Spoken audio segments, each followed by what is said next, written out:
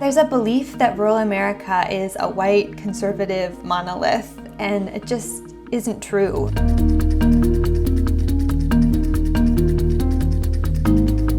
I think that they did that intentionally, thinking that the communities would not pay attention.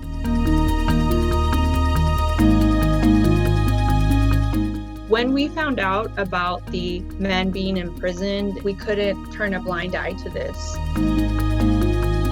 Sheridan is a smaller prison in a small town in rural Oregon. The original immigrant detention facilities were all full, and so they needed to find a new space. It was unprecedented, I would say, at that time for the government to use federal prisons, which are designed for criminal detention, for immigrant detention. Seeking asylum is not a crime. They were Sikhs, many of them. Many of them were Hindus. Some of them were from Nepal, some were from Mexico, from Brazil, all different countries. The Trump administration was detaining 124 people without access to attorneys. That is unlawful, period, full stop. I did not know if there was hope for them, but all I knew was I need to help.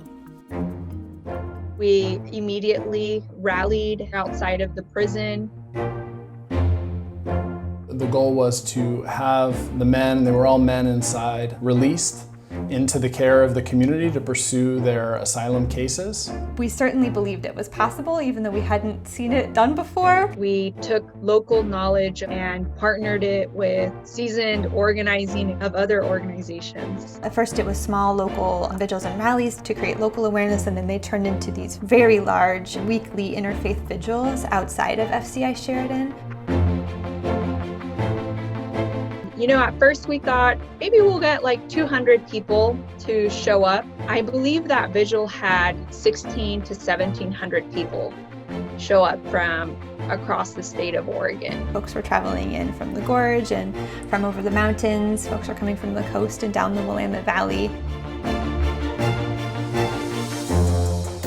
I remember talking to my friend Gurpreet from the Sikh Center of Oregon and said, the people on the inside are your people. Would you be willing to come and lead the prayers of our Christian service? And she said yes.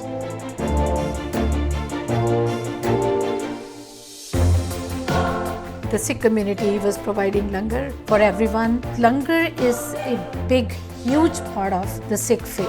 You can't eat and know that your neighbor is hungry. You gotta share what you have.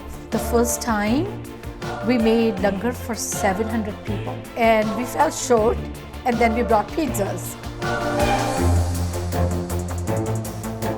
That was what became a regular series of vigils where people from all different faith traditions, Jews and Buddhists and Muslims and Protestant and evangelicals, all began to take turns leading out of the depths of their traditions.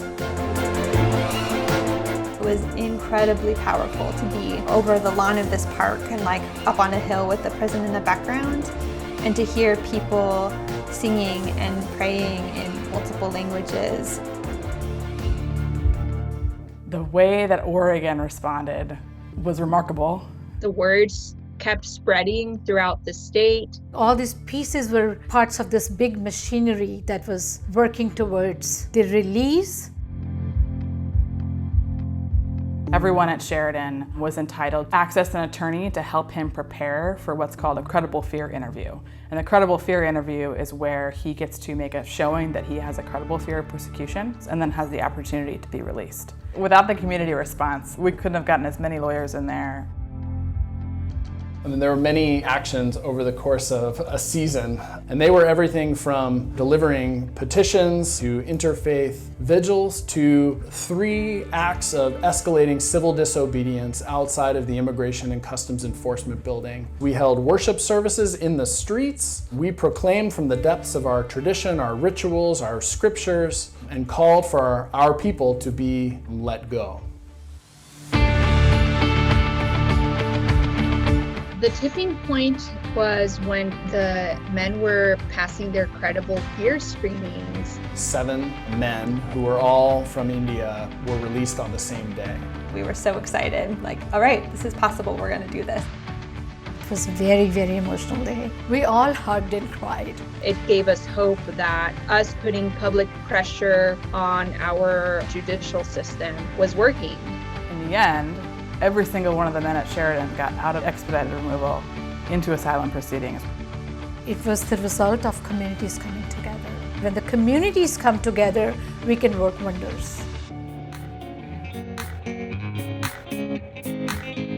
This experience really showed us the power in rural and urban communities working together.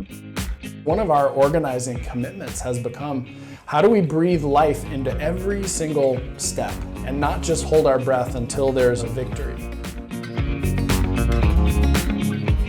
I think the organizing at Sheridan has created systems that have both immediate impact and then also long-term. We've seen, like with the movement for Black Lives, how there's such incredible energy and momentum in this moment. So much of that is coming out of centuries of Black-led organizing, and so we really believe in, like, how are we building this infrastructure over decades? It allows us to respond quickly in a moment. Oregon is not alone in being able to respond the way that it did, and so I think other communities can look at Sheridan as a light in the darkness. There is this common feeling of love and compassion and sympathy that exists in all of us. Organizing is not only like working to get to an end goal, but it is living what we are working towards now in this moment.